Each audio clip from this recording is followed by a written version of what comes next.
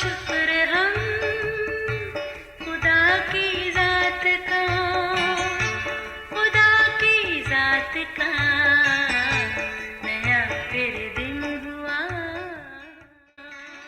آج کی آیت، تیرے شاگرد بزرگوں کی روایت کو کیوں ٹال دیتے ہیں کہ کھانا کھاتے وقت ہاتھ نہیں دھوتے؟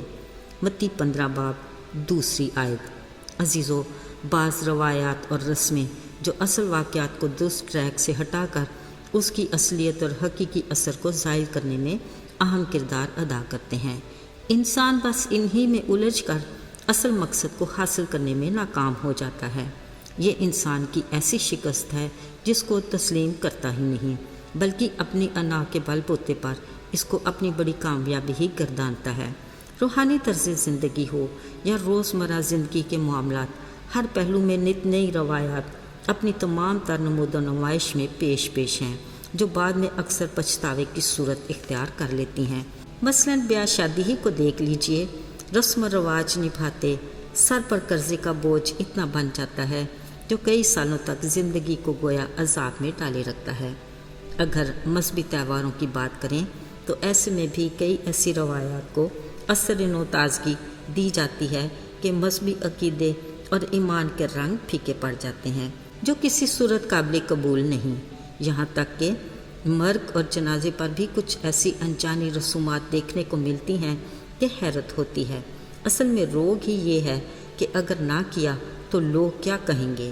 خیر، سچ تو یہ ہے کہ دوسروں کو خوش کرتے کبھی کوئی ایک مجبوری بھی آ پڑے تو بنے بنائے رشتے دھڑام سے نیچے گر جاتے ہیں۔ عزیز و کلام مقدس میں کئی بار ذکر آیا ہے کہ یسوع مسیح کو اپنی زمینی زندگی کے دوران انہیں دنیا میں اپنے آنے کے مقصد اور تعلیم کے برعکس بہت سی روایات اور رسومات کا خیال نہ رکھنے پر مورد الزام ٹھہرایا گیا۔ کہیں کسی بیمار کو سبت کے دن شفا دی تو کہا گیا کہ یسوع ناصری سبت کی بے حرمتی کرتا اور بڑوں کی روایت کو توڑتا ہے، تو کہیں کسی کے گھر کھانے پر گئے، کہا یہ تو معصول لینے والوں اور گناہگاروں اور شرابیوں کے ہاں کھاتا پیتا ہے۔ جب زناکار عورت کو معاف کیا تو کہا یہ تو موسوی شریعت کو توڑتا ہے۔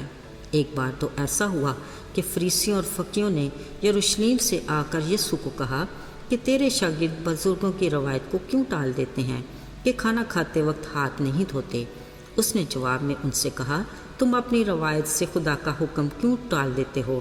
کیونکہ خدا نے فرمایا کہ تو اپنے ماں اور باپ کی عزت کر، جو اپنے باپ یا ماں کو برا کہے وہ ضرور جان سے مارا جائے۔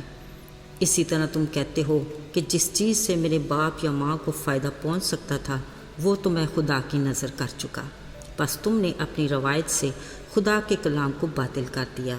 یسوع نے انہیں برملا کہا، اے ریاکارو، یسایہ نبی نے تمہارے حق میں کیا خوب نبوت کی ہے کہ یہ امت زبان سے تو میری عزت کرتی ہے مگر ان کا دل مجھ سے دور ہے، یہ بے فائدہ میری پرستش کرتے ہیں کیونکہ یہ انسانی احکامات کی تربیت دیتے ہیں۔ یسوع نے ان سے کہا کہ تم خدا کے حکم کو ترک کر کے آدمیوں کی روایات کو قائم رکھتے ہو، یوں تم خدا کے کلام کو اپنی روایات سے جو تم نے اپنی مرضی سے لوگوں کے لیے جاری کی ہیں باطل کر دیتے ہو۔ عزیزو، یہ یسوع کی طرف سے مذہبی لیڈروں کے لیے بڑی وارننگ تھی، جس سے یقیناً وہ باخبر تو تھے مگر سادہ لوگوں کے سامنے روایات کو مذہبی عقیدے اور ایمان پر ترجیح دیتے ہوئے خود کو مذہب کے ٹھیکیدار ظاہر کرتے تھے۔ جب یسوع نے صاحب اختیار کی طرح بتاتے تو وہ یسوع کے برخلاف الزامات لگانے کے نئے موقع کو تلاش کرتے جو یقیناً انہیں کبھی بھی میسر نہ آتا۔ عزیزو، آج کے دور میں بھی ہم مسیحیت کی حقیقی روح اور ایمان کی بنیاد اور عقیدے کو ایک طرف رکھتے ہوئے خود کو رسمی مسیحی کے طور پر پیش کرنا اپنا فرض سمجھتے ہیں، جو خدا کے نزدیک ناقابل قبول اور ناپسندیدہ ہے۔ عزیزو، خدا کے کلام کی رہنمائی میں رسومات سے زیادہ خدا کے احکام کے مطابق اپنی زندگی گزاریں تاکہ خدا باپ کی خوشنودی حاصل کر سکیں جس کی وہ اپنے ایماندار لوگوں سے توقع کرتا ہے۔ خدا کرے ہم اس کی مرضی پوری کرنے کے لائق بن جائیں۔ آئیے دعا کریں۔ آئے خداوند لشکروں کے رب، تو جو آسمانوں اور زمینوں پر سر بلند ہے، ہم تیرے حضور عاجزی اور حلیمی کے ساتھ آتے ہیں اپنے دل کو تیرے حضور انڈیلتے اور نیت کو تیرے سامنے رکھتے ہیں۔